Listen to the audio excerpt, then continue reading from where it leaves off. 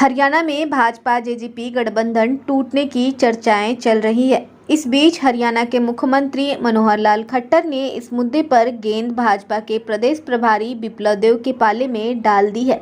उन्होंने कहा कि यह मामला पार्टी के प्रदेश प्रभारी से जुड़ा है। प्रदेश में आगामी चुनाव को देखते हुए गठबंधन का भविष्य पार्टी पर निर्भर करता है।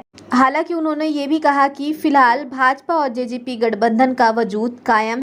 खट्टर ने 4 निर्दलीय विधायक और हरियाणा लोकहित पार्टी के विधायक गोपाल कांडा के साथ अपनी बैठक की जानकारी देने के एक दिन बाद शनिवार को प्रेस कॉन्फ्रेंस में यह बात कही थी। उन्होंने कहा था कि दोनों दलों ने सहयोगी के रूप में शुरुआत नहीं की और 2019 के चुनाव के बाद ही हाथ मिलाया।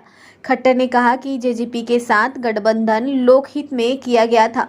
इसी के साथ आगे उन्होंने कहा कि उस वक्त कोई भी पार्टी बहुमत में नहीं थी, इसीलिए एक समझ विकसित की गई थी। जेजेपी हमारे साथ आई और निर्दलीय विधायकों ने भी हमारा साथ दिया था। कांग्रेस के पास केवल 30 विधायक थे, कुछ अन्य को छोड़ दिया जाए तो बाकी सभी हमारे साथ थे। हालांकि उन्होंने आगे कहा कि सभी फैसले पार्टी हित को देखते हुए पार्टी प्रभारी द्वारा ही लिए जाएंगे। लोगों से मुलाकात क्यों हो रही है, इसको लेकर वही बता सकते हैं। वहीं खट्टर ने विप्लव देव से मुलाकात की बात स्वीकार की और कहा कि उन्होंने दूसरे मामलों पर चर्चा की। गौरतलब है कि विप्लव देव एक अन्य निर्दलीय विधायक रंजीत सिंह से मुलाकात की थी। रंजीत सिंह खट्टर सरकार में मंत्री हैं। करीब 45 मिनट तक चली इस मीटिंग के दौरान विधानसभा स्पीकर ज्ञानचंद गुप्ता भी मौजूद थे।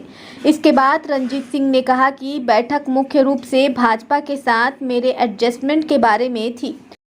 जहां तक भाजपा जेजेपी गठबंधन का सवाल है, उसका फैसला तो पार्टी आलाकमान ही लेंगे। उनके गठबंधन पर मेरे साथ कोई चर्चा नहीं हुई। दूसरी ओर भाजपा के साथ गठबंधन के बारे में पूछे जाने पर शनिवार को जेजेपी प्रमुख दुष्यंत चौटाला ने कहा कि अमित शाह के आवास पर हुआ था, किसी ने किसी पर एहसान नहीं किया। चौटाला ने आगे कहा कि मेरा मानना है कि राज्य में स्थिर सरकार के लिए गठबंधन अच्छा चल रहा है।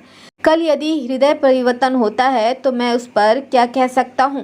उन्होंने आगे कहा कि जहां तक 2024 के लोकसभा चुनाव का सवाल है, हमने अपनी तैयारी शुरू कर दी है। 1 जुलाई से हरियाणा की सभी 10 लोकसभा सीट के लिए पूर्ण अभियान शुरू करेंगे। वहीं सूरजमुखी के फसल के लिए किसानों को अंतरिम राहत देने की घोषणा करने के लिए आयोजित प्रेस कॉन्फ्रेंस में खट्टर ने कहा कि कुछ लोग अनावश्यक रूप से राजनीति कर रहे हैं। एक सज्जन ने अपने इस्तीफे की घोषणा भी की है, हालांकि मुझे अभी तक यह नहीं मिला है।